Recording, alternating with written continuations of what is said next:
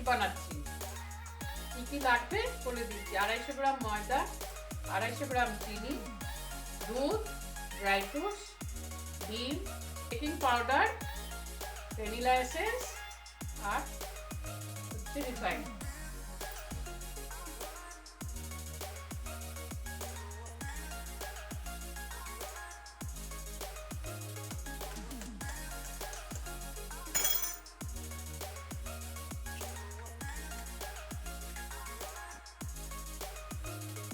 দুটো ডিম দিলাম।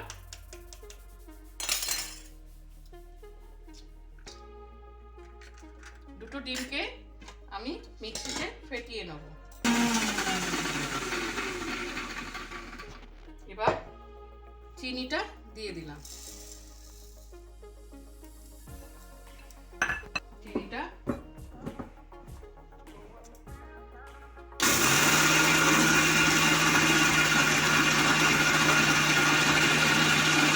চিনিটা গুলে গেলে তারপরে আমি দুধটা দিয়ে দিলাম।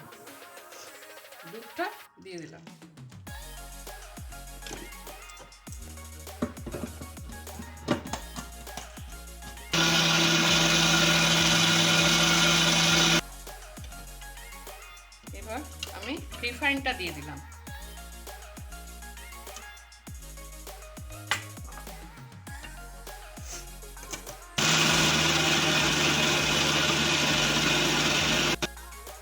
ময়দাটার মধ্যে আমি বেকিং পাউডারটা মিলিয়ে নেব।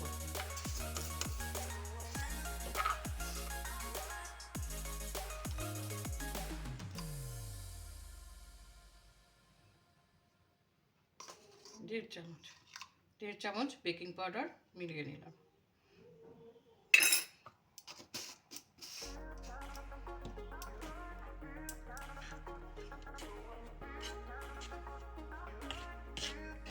পর ভ্যানিলা এসেন্সটা আমি এর মধ্যে 2 চামচ ভ্যানিলা এসেন্স দিয়ে দিলাম। আরেকবার চালিয়ে নেব।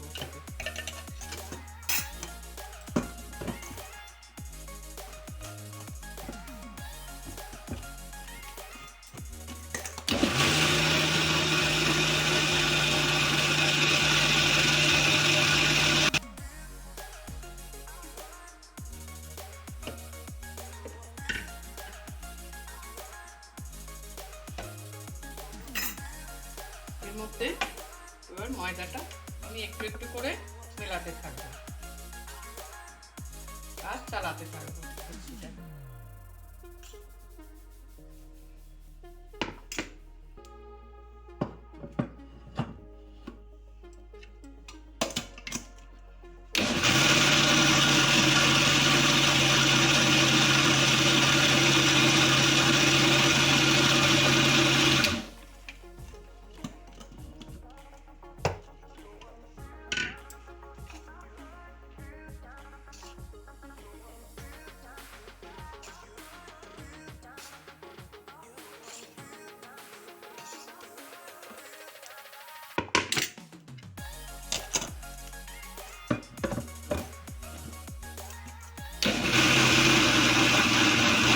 কেকের মিক্সচারটা এরকম তৈরি হয়ে গেল।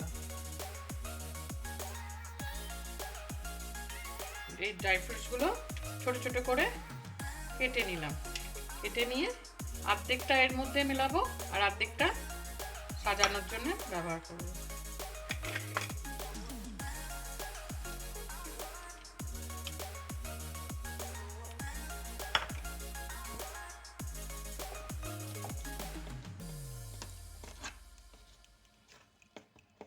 মোলটাকে এবার গ্রিস করে নেব বাটার দিয়ে। বাটার হলো বা কোনো রিফাইন্ড হলো বা ঘি দিয়ে গ্রিস করে নেব।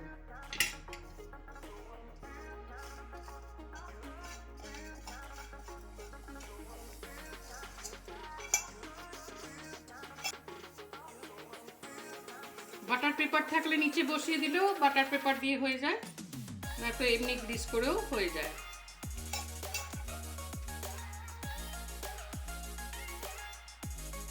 তার মধ্যে একটু ময়দা ছিটিয়ে দেবো।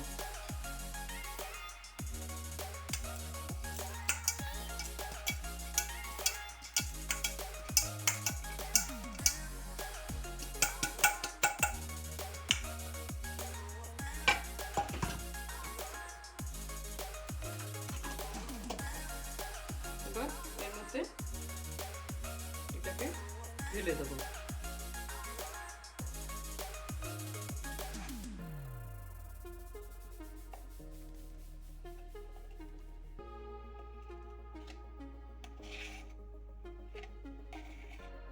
এবার এর মধ্যে ড্রাই ফ্রুটসগুলো একটু সাজিয়ে দেবো।